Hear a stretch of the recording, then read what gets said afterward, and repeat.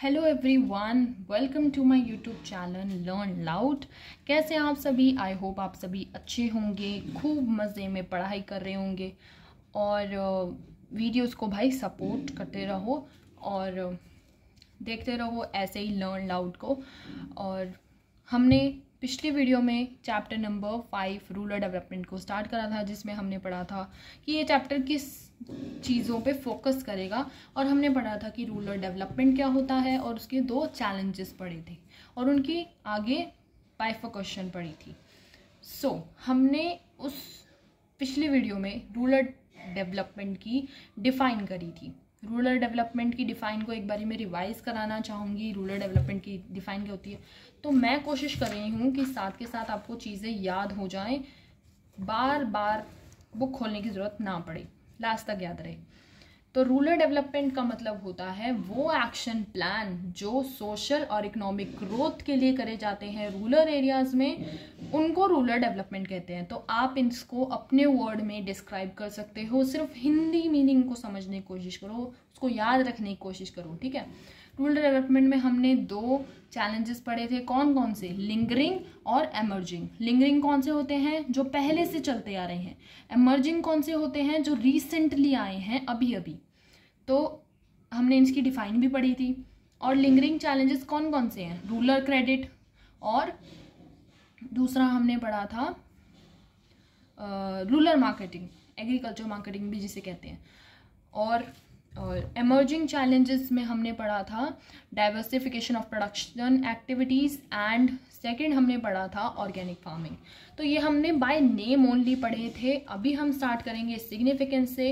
हमने इसके हालांकि और भी चैलेंजेस जो रूरल डेवलपमेंट में फेस करे जाते हैं वो हमने पढ़े थे, लेकिन these are not so much important क्योंकि चैप्टर सिर्फ 4 ही टॉपिक्स के अराउंड जो है रिवॉल्व करेगा, तो आपको भी उसी को ही पढ़ना है खाली, ठीक है। तो अभी हम पढ़ेंगे रूरल डेवलपमेंट की सिग्निफिकेंस। बिना देरी के चलिए शुरू करते हैं। Following observation highlight the significance of rural development in India. पहला पॉइंट ही गिवन है, bulk of our population lives in rural areas. तो ये बात तो सच्ची लिख दी इन्होंने कि जो ज़्यादातर पॉपुलेशन है वो हमारी रूरल एरियाज में रहती है। Loaded with abject poverty, overall development of the economy will remain a distant dream unless it is aligned with the growth and development of the rural areas। कि ज़्यादातर जो हमारी पॉपुलेशन है वो रूरल एरियाज में रहती है और ये हमारा सिर्फ एक सपना ही रह जाएगा। जितनी उनकी पॉवर्टी है ये हमारा एक सपना ही रह जाएगा ग्रोथ और डेवलपमेंट का। तो क्योंकि बल्क ऑफ आवर पॉपुलेशन जो है वो रूरल एरियाज में रहती है, हमें उनकी चीज़ों के लिए, उनको डेवलप करने के लिए फोकस करना चाहिए। इसलिए तो गवर्नमेंट, हमने आप पहले वाले चैप्टर्स में पढ़ा था कि गवर्नमेंट वगैरह भी जो है ज़्यादातर उन्हीं फर्म्स को सपोर्ट करती है जो फर्म्स रूरल एरियाज में भी रेडी हो जाती हैं अपनी फैक्ट्री कह लो या फर्म को कह लो, उसको जो है सेटअप करने के लिए। तो क्योंकि वहाँ पे वो एम्प्लॉयमेंट जनरेट करेगी तो लोग, पॉवर्टी कम होएगी, जीडीपी बढ़ेगा हमारा, ज़्यादा से ज़्यादा लोग एग्रीकल्चर को छोड़ के फैक्ट्रीज़ में इंगेज होंगे। सो ये सब पहले हम पढ़ चुके हैं क्योंकि बल्क ऑफ आवर पॉपुलेशन जो है वो रूरल एरियाज में इंगेज है। सेकेंड पॉइंट हम पढ़ेंगे, the reforms of 1991 focus largely on industrial development and external trade. Reforms of 1991 focus करते हैं लार्जली ऑन इंडस्ट्रियल डेवलपमेंट पे और एक्सटर्नल ट्रेड पे। ये पहले का बता रखा है। एग्रीकल्चर सेक्टर वाज इग्नोर्ड 1991 के टाइम पे, जो कि हालांकि हमने ये फर्स्ट या सेकेंड चैप्टर में पढ़ा था कि 1991 के टाइम पे एग्रीकल्चर सेक्टर जो है उसको टोटली इग्नोर किया गया। हालांकि हमारी बल्क ऑफ द पॉपुलेशन जो है वो यहीं रहती है, रूरल एरियाज में वो यही वर्क करती है, लेकिन स्टिल एग्रीकल्चर सेक्टर को इग्नोर करा गया 1991 के टाइम पे, ठीक है। आगे हमें बोला है, investment in agriculture infrastructure was now here in the priority list of the reform programmes. की लेकिन एग्रीकल्चर इंफ्रास्ट्रक्चर में, एग्रीकल्चर को डेवलप करने में, वहाँ की उसमें इन्वेस्टमेंट करने में बेसिकली, वो अब हमारी प्रायोरिटी लिस्ट बन गई है, क्योंकि ज़्यादातर लोग जो हैं वो रूरल एरियाज में ही रहते हैं, एग्रीकल्चर सेक्टर में ही इंगेज रहते हैं। तो ये हमने डेटाज वगैरह जो हैं वो पहले हमने पढ़े हैं, ठीक है। Consequently they emerged a huge gulf between the overall GDP growth on the other hand and growth of the agriculture sector on the other hand, कि इसके कॉन्सिक्वेंसेस क्या है कि इससे जो है ह्यूज गल्फ बन गया, बहुत ही ज़्यादा डिस्टेंस बन गया जीडीपी ग्रोथ में और एग्रीकल्चर सेक्टर की ग्रोथ में बहुत ज़्यादा डिस्टेंस बन गया।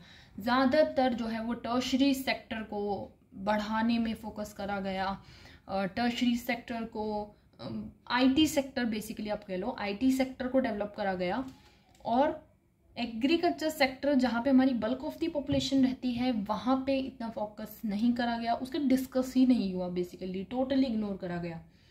और टर्शरी सेक्टर को, क्योंकि टर्शरी सेक्टर जो है वो हमें हमारे सारे अनस्किल्ड हों स्किल्ड हों सबको वर्क देता है।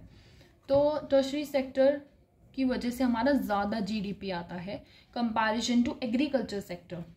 हालांकि एग्रीकल्चर सेक्टर में ज़्यादा लोग इंगेज होते हैं, टर्शरी सेक्टर में कंपैरेटिवली मैन्युफैक्चरिंग जो हमारा बीच वाला सेकेंडरी सेक्टर होता है ना, मैन्युफैक्चरिंग सेक्टर, वो सबसे कम करता है। टर्शरी सेक्टर फर्स्ट नंबर पे तो नहीं, फर्स्ट नंबर पे हमारा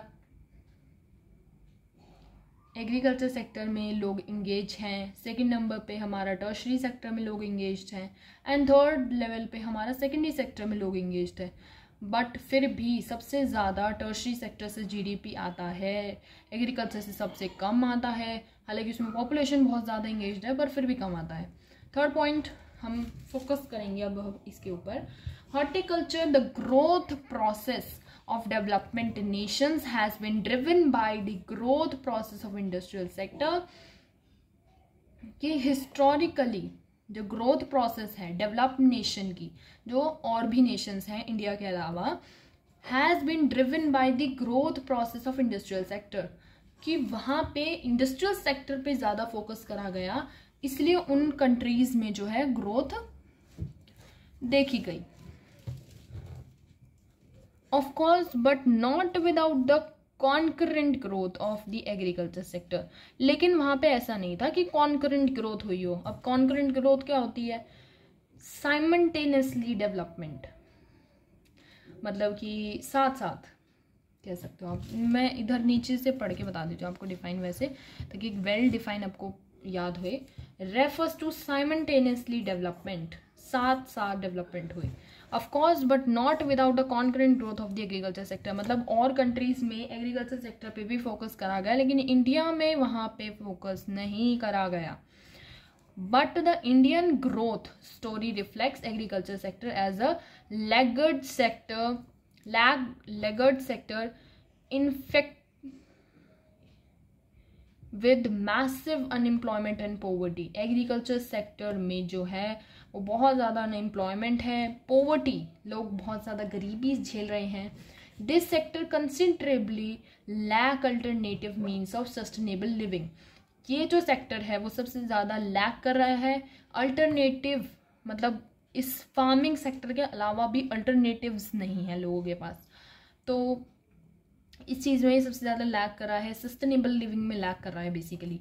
अल्टरनेटिव टू क्रॉप फार्मिंग, सिर्फ यहाँ के मतलब एग्रीकल्चर सेक्टर के लोग जो है ना सिर्फ सस्टेन कर पा रहे हैं, प्रॉपर अपनी लिविंग के लिए वो नहीं जी पा रहे हैं, एक्स्ट्रा मनी करने के लिए वो क्रॉप्स को नहीं बेच पाते, सिर्फ सस्टेन करने के लिए वो लोग यूज़ कर पा रहे हैं।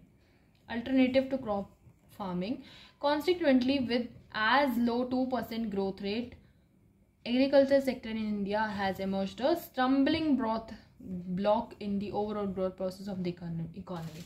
कि एग्रीकल्चर सेक्टर जो है वो इकोनॉमी में डेवलपमेंट ग्रोथ बिल्कुल नहीं कर रहा है, बहुत ही कम रेट पे कर रहा है। तो ये एक इकोनॉमी के लिए एक ब्लॉक, एक दीवार बन के खड़ा हो गया एक तरीके से।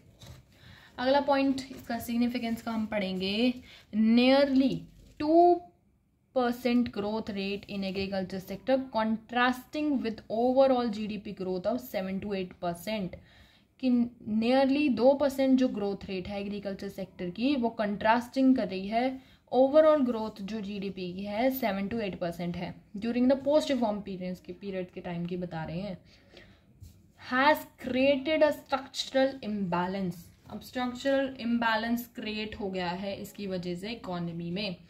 Structural imbalance needs to be addressed, और इस स्ट्रक्चरल इम्बैलेंस पे ध्यान देना चाहिए। अब स्ट्रक्चरल इम्बैलेंस की मैं एक बारी वेल डिफाइंड भी आप लोगों को पढ़ के बता देती हूँ।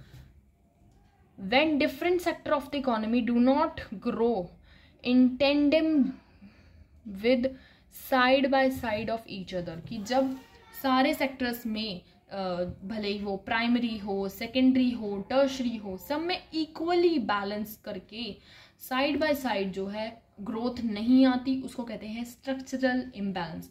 तो आपको याद होगा ये हमने फोकस में भी यही वर्ड पढ़ा था। तो कुछ वर्ड्स इसमें ऐसे होते हैं जो कि आपकी बुक में ब्लू से हाईलाइटेड होंगे, जो न्यू बुक्स आई हैं। तो जो ब्लू से हाईलाइटेड है उन वर्ड्स को कोशिश करा करो थोड़ा थोड़ा ज़बान पे चढ़ाने का इनको। जितनी बार आप पढ़ते हो ना उतना थोड़ा कोशिश करा करो, ताकि अगर आप पेपर में लिखोगे ना तो paper will be more impressive in a way. ठीक है, टीचर को भी पढ़ के अच्छा लगे। नेक्स्ट पॉइंट हम पढ़ेंगे, rural urban divide has become extremely large in it is the consequence of this divide that the country is presently confronted with the massive agitation by the farmers। कि rural और urban में जो divide आ रहा है has वो बहुत ज़्यादा बढ़ता जा रहा है, जिससे कॉन्सिक्वेंसेस क्या आ रहे हैं कि कंट्री जो है वो बहुत ज़्यादा मैसिव एगिटेशन झेल रही है और फार्मर्स के द्वारा। Rural development is essential to reduce this gap. और रूरल डेवलपमेंट को रूरल एरियाज में मतलब डेवलपमेंट करके ये जो गैप आ रहा है रूरल और अर्बन एरियाज में उसको रिड्यूस करना चाहिए। ठीक है, अभी हमने पढ़ा इसके मीनिंग, फिर हमने पढ़ी इसके सिग्निफिकेंस, और अब नेक्स्ट वीडियो में करेंगे हम अपना इसका लिंगरिंग चैलेंज का पहला चैलेंज जो कि हमने पढ़ा था, रूरल क्रेडिट। तो इसको हम पढ़ेंगे नेक्स्ट वीडियो में। आई होप आप लोगों को ये समझ में आया होगा। और फर्दर वीडियोस के लिए लाइक करें, शेयर करें, सब्सक्राइब करें मेरे यूट्यूब चैनल लर्न लाउड को। और थैंक यू फॉर वॉचिंग।